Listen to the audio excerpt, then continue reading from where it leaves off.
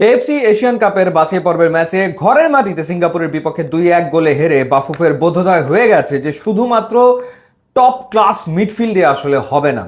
হামজা চৌধুরী এসছে, এরপর আমরা দেখলাম সমিত সোম চলে এসছে, তাতে করে বাংলাদেশের মিডফিল্ড বহু গুণে আসলে বেটার হয়ে গেছে। কিন্তু রেজাল্ট আনতে গেলে পারফেক্ট নাম্বার 9 লাগবে, গোল স্কোরার লাগবে, স্ট্রাইকার লাগবে। এবং ম্যাচের পর থেকেই আসলে বাফুফে এই সমস্যা সমাধানের আপ্রাণ চেষ্টা করে যাচ্ছে। ভারতের বিপক্ষে বাংলাদেশ একাধিক গোলের সুযোগ তৈরি করেছিল এবং একই ঘটনা ঘটেছে সিঙ্গাপুরের বিপক্ষেও। বাংলাদেশ এখনো এশিয়ান কাপের বাছাই পর্বে টিকে আছে, অর্থাৎ বাংলাদেশের এখনো সমূহ সম্ভাবনা আছে এশিয়ান কাপে খেলার। সেক্ষেত্রে বাংলাদেশকে পরবর্তী ম্যাচগুলো জিততে হবে। এখন নেক্সট মিশন বাংলাদেশের অক্টোবরে ঘরে এবং বিদেশের মাটিতে হংকংয়ের বিপক্ষে মোকাবেলা। তার আগে বাংলাদেশ দলে দুটো পরিবর্তন বা দুজন খেলোয়াড় আসলে আসতে চলেছে। একজনের ব্যাপারে আপনারা তো জেনেছেন, কিউবা মিচেল, তাকেও আসলে পাওয়া যাবে অক্টোবরে যখন হংকংয়ের বিপক্ষে মাঠে নামবে বাংলাদেশ।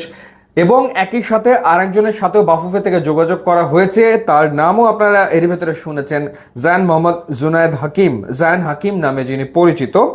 এবং তার সাথে বাফুফের পক্ষ থেকে যোগাযোগ আসলে করা হয়েছে। 1999 সালে জন্ম তার, 26 বছর বয়স, ইংল্যান্ডে তিনি ফুটবল খেলছেন এবং এনসটি নোম্যাডস ক্লাবের হয়ে তিনি এই মুহূর্তে ফুটবল খেলছেন।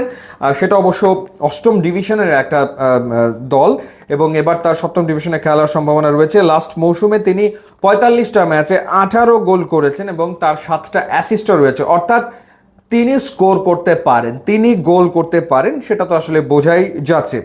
সো তিনি লেফট উইং পজিশনে খেলতে পারেন, আবার লেফট ব্যাক পজিশনেও তার খেলার অভিজ্ঞতা আসলে রয়েছে।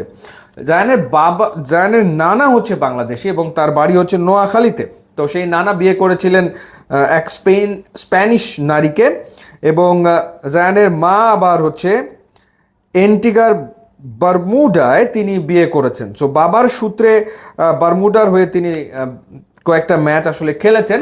সো ফিফার নিয়ম অনুযায়ী নানার সূত্র ধরে তিনি বাংলাদেশের হয়ে খেলার ব্যাপারে আগ্রহ প্রকাশ করেছেন এবং বাফুফের পক্ষ থেকে তার পাসপোর্টের কাজ শুরু হয়ে গেছে এবং সব মিলিয়ে এই প্রসেস কমপ্লিট হয়ে যাবে অক্টোবরের আগে। সেক্ষেত্রে জায়ান হাকিম তিনি বাংলাদেশের জার্সিতে হয়তো খেলার জন্য রেডি হয়ে যাবেন হংকংয়ের বিপক্ষে।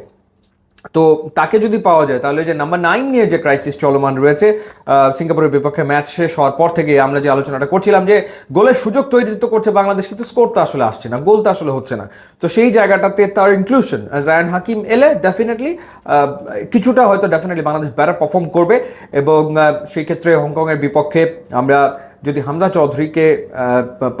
চৌধুরীকে পাচ্ছি, তার সাথে সমিত সোম রয়েছে, কিউবা মিচেল যোগ দিচ্ছে, এর সাথে যদি জায়ান হাকিমকে পাওয়া যায় তো ডেফিনেটলি বাংলাদেশের শক্তিমত্তা আরও বাড়বে, আরও শক্তি নিয়ে বাংলাদেশ হংকংয়ের বিপক্ষে মাঠে নামবে। ইউটিউব ইনস্টাগ্রাম লিঙ্ক দেওয়া আছে, আপনারা যোগ দিলে খুবই খুশি হবো। And thanks for watching.